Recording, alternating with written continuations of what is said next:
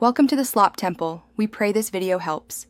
You start by opening Google Earth in your browser or the Pro app, and you sign in so settings persist.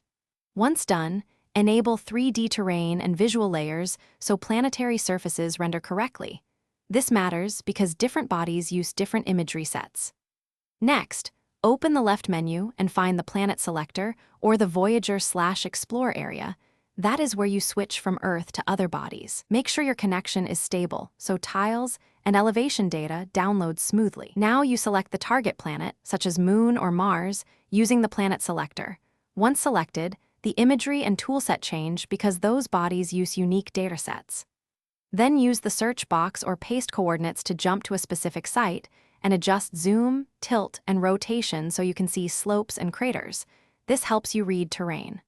Also enable specific layers, elevation, grid lines, or labels, because they provide scale and orientation when you explore unfamiliar planetary surfaces. Finish by saving your configured viewpoint into a project or adding a placemark so you can return instantly.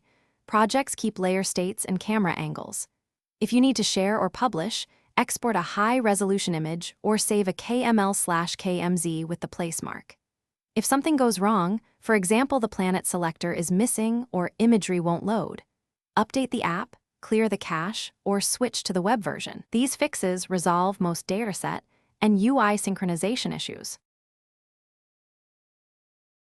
Thanks for watching. Consider subscribing if we helped you.